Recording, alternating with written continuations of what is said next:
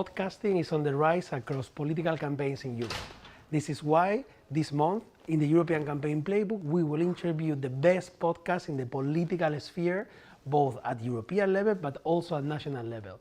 Now I'm going to interview Matteo Albania. He is the head of communications at the European People's Party, the largest party in Europe, and we're going to talk about their podcast, the European People's Podcast. Join me.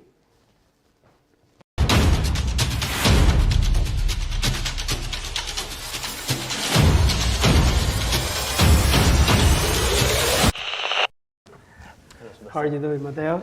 Nice to see you. Fine, thank you. Welcome to the European Campaign Playbook. Matteo, as you know, we are focusing this month in podcasting and audio platforms. We see it as a trend in political communications and in campaigns across Europe. You are the head of communications of the biggest European political party, the European People's Party, and you run the European People's Podcast. So that's why we are here today. But before we jump into that, we would like to know a little bit more about you, where you come from, what's your story, and how you made it to the position that you find yourself in today. Thank you, Sebastian, for having me. It's a pleasure. My way is a long European way. I started at the EPP 8 years ago in 2014 with the campaign for Jean-Claude Juncker. It was the first so-called Spitzenkandidat campaign, and from there I stayed on, work also in the 2019 campaign, and be working on the activities of the party, the communication, building its social media presence, and before that I was in Brussels as assistant to an MEP, and I started, as probably many in the city, as an intern. So yes. humbly this career as an intern, and then made my step forward in Brussels. I'm Italian by origin. I work in Italy in communication as well. So that part of the career helped me not to lose sight of what it means to be on the ground, to live in a local community, especially now that I work at European level, and we try indeed to communicate what we do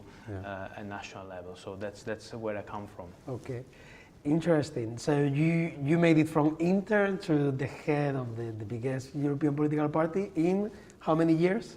9 years. 9 years. Yeah. Okay, I must say it's knowing this city, that's quite impressive, and especially being so young, and definitely the organization was looking for the skills of these days, like being on social media, being strong on video like you guys are, and that also, which is why we are here, starting your own podcast. How was that idea? I mean, how did your colleagues react when you presented this idea? Guys, we are going to do a podcast. Well, the podcast is an idea that was born in the pandemic time. So as in many other aspects, coronavirus has had a huge impact on how we were perceived and the need of having an extra step of communication to go and start to think a bit outside the box. There was this idea that Corona took us a bit all by surprise, and with physical events being cancelled, with the normal way of communication not being possible anymore, we, as European Political Party, we're a party where we do gatherings, meetings, events. There was the need of doing something. So one of the ideas that I had in mind was indeed to do a podcast. We never had one. And I thought, well, people usually they listen on their own phones a podcast when they go running, and many people went running more during the pandemic because it was the only sport allowed. Maybe when now they spend more time at home, well, they do some of their own things at home. They can listen it. They can listen to it also if they go to work. Those few times they go to work. So when I pitched the idea, of course, as every new idea is always a bit taken with a bit of reluctancy. But I have to say that the EPP leadership, and I'm grateful for that, is always open-minded to new ideas if they are based on a good ground and on a strategic approach. Of course, I presented the podcast as part of a renewed communication strategy, Okay. and it was quickly adopted and approved. And of course, it was not just the idea of having a podcast, but I also presented what I thought we could reach with a podcast, what kind of goals, what kind of audience, and in that framework, it was, I have to say, relatively easy to start it. And I also want to underline this for those who are listening to us. It is important to understand what it entails in terms of human resources involved and of time that it requires to record it, produce it, release it. And so I will not underestimate also that those are things that before embarking into this new adventure, I took seriously into account.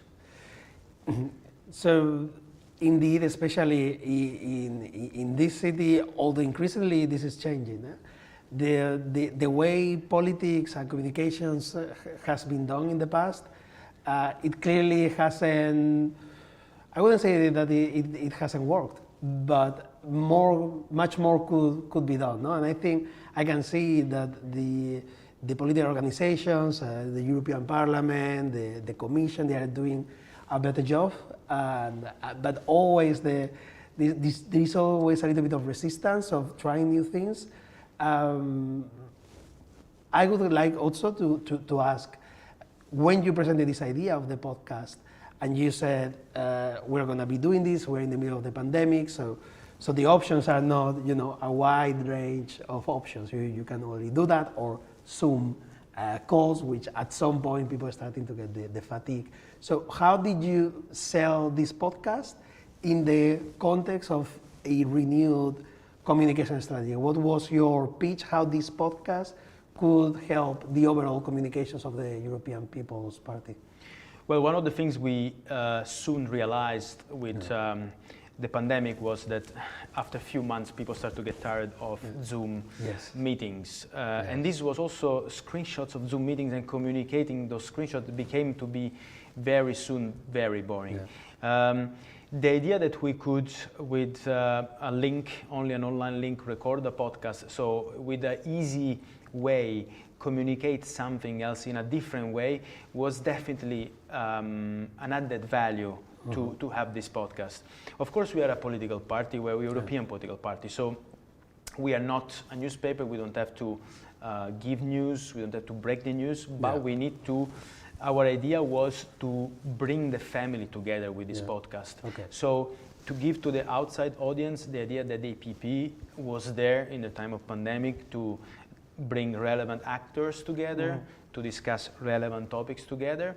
And that's why we ran at the beginning a series of interviews with our own leaders. And next to that, we launched a small sub-series inside the podcast, which was called Explainers.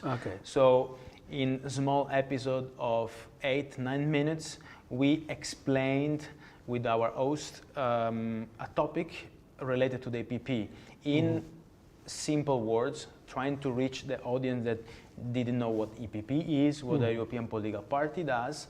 So we ran for a while that series of explainer, indeed, to make also the EPP more approachable, especially at the beginning when we launched a podcast. It was very important for us to communicate who we are, what we do to the general public. And then once we had this phase of building in, we added more issue-related topics. So we had interviews on specific topics involving our leaders, members of the parliament, our own party members, party presidents, vice presidents. So that was definitely something that helped us embracing a communication strategy where our message at the beginning was, let's be together in this, in the pandemic, but then also let's talk about policies, because we are a party, so we have to talk about policies in a different way. With a podcast, you can go much more in length without being so boring and losing the attention as you would do with a video.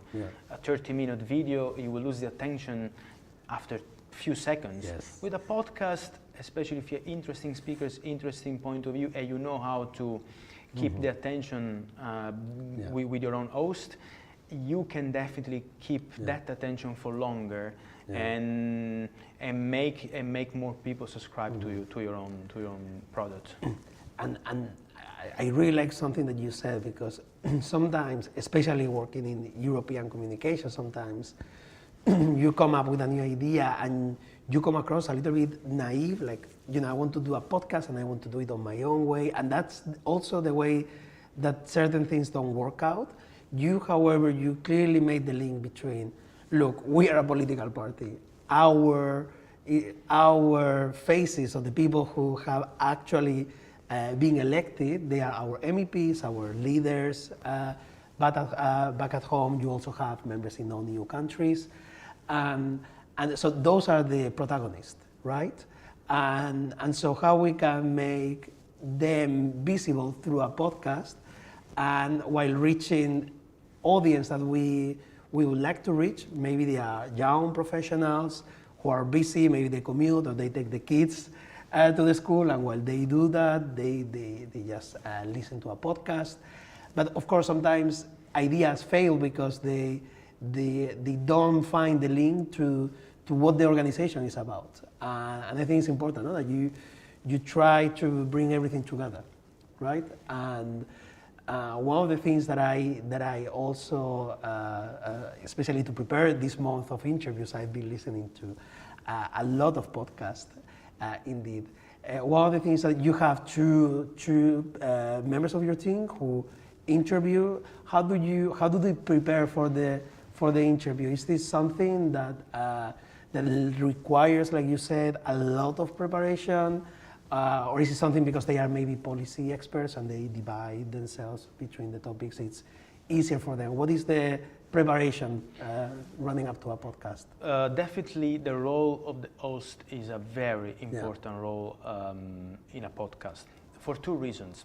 The first one is that he or she needs to catch the attention in the first second. Yeah. So I will also underline the fact that the voice of the host has to be a nice voice. Yeah. He or she needs to be trained. Yeah.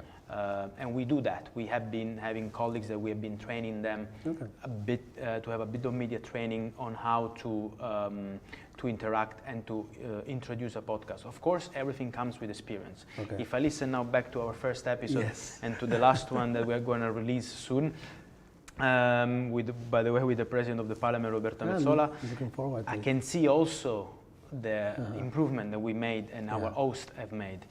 Definitely there is a lot. The second thing is that there is a lot of preparation, as you were saying, content-wise. Yeah. Questions have to be prepared in advance. Not only it has to be prepared the schedule with the guest, but it has to be prepared the content. What is the message that you want to carve out of the podcast? What you want to achieve? How long you want to go. We have, of course, set ourselves a length of 30 to maximum 40 minutes for each episode. And therefore, you need to have enough questions to cover that length. Yes. You want to be flexible during the interview to give yourself extra questions in case needed. So all of this has to be taken into account. But yeah, indeed, the host role, it's important. I've chosen two of my colleagues which I think that they fit best this role, and of course it takes time to prepare an interview because you need to have also some policy experts that bring their own expertise in to know which kind of questions to ask. And of course, since we are not newspapers, we are driving our own agenda, the European People's Party agenda. Exactly. So our ultimate goal is to make our messages out. So at the end, the structure of the interview has to reflect that. That's absolutely important. So for who is listening and wants to build a podcast, definitely I would insist that indeed the role of the host is a very important one.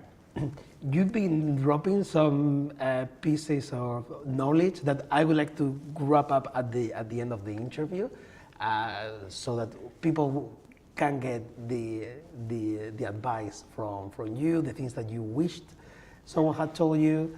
And but before that, I would like to ask you about what's coming up next. So the podcast, you mentioned that it started, probably you listen to the first episode and you say, oh my God, how could I even release that? But then with time, you've been progressing, and now you're moving to a different or a complementary format, no video podcast.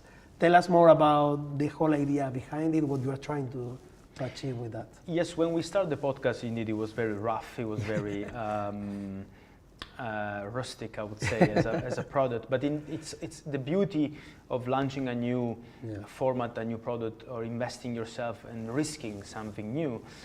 It's also that you see it progressing. Yeah. It's also that you see it evolving. Yeah. And that was also what I enjoyed about this new project, is that after 2 years, it's completely a different thing from how we started. Yeah. And of course, during Corona times, we used to do it using a software, an online software that with a link we could send it to the guest, and the guest could connect online and could easily join it, and we will record it. And that was, an audio file. Since the Corona restrictions have then coming in and out, and hopefully now finally out, and we could again welcome guests in our own headquarters in Brussels.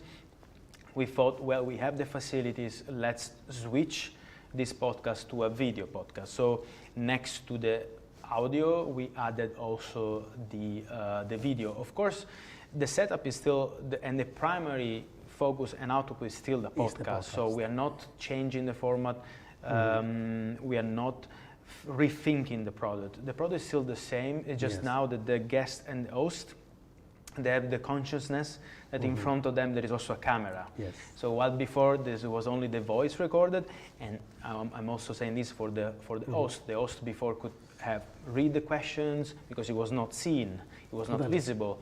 Now the host is aware that he's also in front of a camera. So the way how he dresses, the way how he's posing, the way how he talks, how he addresses also the camera. These are also other elements that they need to be taken into account when you switch from only audio to audio and video podcast. And of course, it requires also there a bit more of preparation. It's much harder. It is much harder. It is much harder.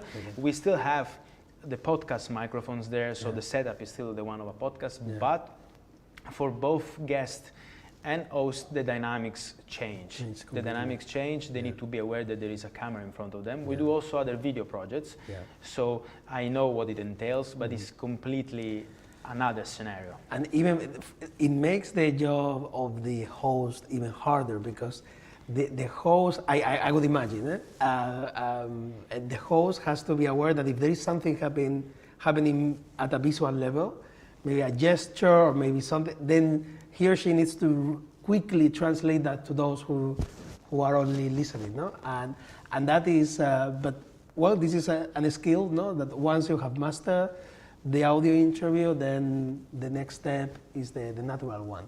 And you have interviewed them, Roberta Metsola, the newly elected president of the European Parliament. Have you covered the topic of, for example, Ukraine? Is it featuring on that podcast, or it was too early? Or that was recorded a bit earlier than the Ukraine war, and it was done for another important recurrence, which I think we should also underline. It was done on the occasion of International Women's Day, so we recorded in advance. International Women's Day is going to be on the 8th of March. And of course, as EPP, we are proud to have now 2 women in the top EU institution. The European Commission President and European Parliament President are both from our family.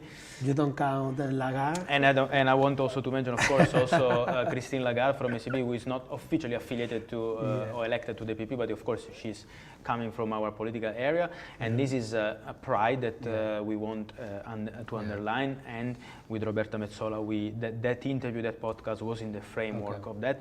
Not to mention, of course, our commissioners. There is another podcast on that framework with Commissioner Maria Gabriel. The Commissioner McGuinness is also belonging to our family. So we've been often, maybe too often, depicted as the machist party, but I mean, the reality is it's proving completely different. But on Ukraine, we're doing a lot of communications, and we do have on the pipeline also some podcasts. So to reply also here to your question, linking to what we said before, the podcast has become a tool, a box where we can feed in the agenda the current agenda we have. So when we think about what can we communicate on Ukraine, how can we communicate on Ukraine, then we think, well, a podcast could be one thing. While before it was just photo on social media, graphic, tweet. Now also my colleagues understand, well, we do have another way of communicating, more in depth, and maybe also more efficient than just a tweet or just a graphic on Facebook. So then the podcast has now become, after 2 years, a tool to communicate more and more our own policies. It has changed the culture, right? It's completely. Okay. Let's wrap up then with the top pieces of advice. Just think about many of the people who are following our community. They work as communication officers, party officers, in campaigns, NGOs, even European institutions, and they are thinking, it's not too late for us to start our own podcast. I want to pitch it to my board or to my boss. What would be those things that you would advise, the things that you wish that you had known before starting? Good question. There are several advices, but I'm trying to wrap them up. The first one I would say is test. Try things out. The beauty of the podcast is that it's recorded, so it's not going live, and you are free to do mistakes. Test with in-house resources. So before approaching an external guest, try to do recording with your own staff first. Try to simulate the interview. Top one. That would be my first thing, which I wish I could have more time to do that, because sometimes we incur in problems while we were already having interviews, and of course that's never pleasant. The second thing I would say is, do not think about the podcast as something to do because everyone is doing that, but think how it can fit in your strategy and dedicate to it a piece of your strategy, and think which is the audience and what is the goal that you want to reach. For us, it was clear, let's go more in depth in a specific topic, and then on the other end, we start to make shorter videos, because we say, okay, we can focus more in length on a podcast, which means that we can probably take something out on a video. So, and the third thing, I would say, don't be afraid of trying new things. Once you launch your podcast, you can give yourself a frequency. You can decide, okay, I want to have an episode per month, but don't limit yourself to that. We launched sub-series. After our podcast was built, after 20, 25 episodes, we started to launch sub-series of the podcast. For example, now we are running a podcast with interviews with members of our PP presidency to make them known. And it's a sub-series in the podcast. Another one is related to transatlantic relation topics, which is run by another host. So once you have it built, don't be afraid of trying new things, experimenting new things, and creating topics that they can still feed in the main channel, in the main podcast. Top one. And the last one, to catch you a little bit off guard, and that we ask everyone, is about a recommendation. And in this case, there cannot be other recommendation than a podcast other than the APP one that you would recommend our followers to download, check it out, something that maybe not related to politics. We've got many different recommendations over the month, and so what is Matteo listening these days when? You didn't get me off guard, because I will reply to you with my personal podcast. I am a fan. In my free time, I listen a lot of podcasts related to crime, because I read a lot about crime, and I think that it's my scene, my private scene. And out there are a lot of podcasts about crime. I listen to many of them in Italian. I sometimes it helps me to still be linked about my mother tongue and not to things too much in English. But there are also I listen a lot about podcasts in about football, because that's another passion Okay. that I have. But my favorite podcasts so far are in Italian, so I don't know if our listener would be glad to hear them. And obviously, I also listen to podcasts that they are related to politics. I mean, the Politico is running the podcast, which is very. I think this is a must. Listen, I if you must- want to have a coffee on Monday, you Yes. must have Yes, listen yes. to the podcast because everyone is talking about Exactly, this. but I have to say that I have on my list several podcasts related to crime or to Italian politics, because I still like to listen in my free time when I do my jogging or I do my things at home. So I can drop some names, but they're very much Italian. So for the European audience, Yeah, okay. But it's good Fair enough. listening to other topics podcasts. It's good to catch ideas. Yeah. It's good. That's why I don't listen to many other political podcasts, because I'm afraid to be stuck in my own box. Yes. Then listen to other podcasts helps me in getting new ideas and understanding. Okay, what can we do to improve our own one? Okay. So that's interesting from my point of view. Well, Matteo, thank you very much. Thanks to you, Sebastian, for having me. And good luck with everything that you are doing at the EPP. Hope to see you soon. Hope to see you soon.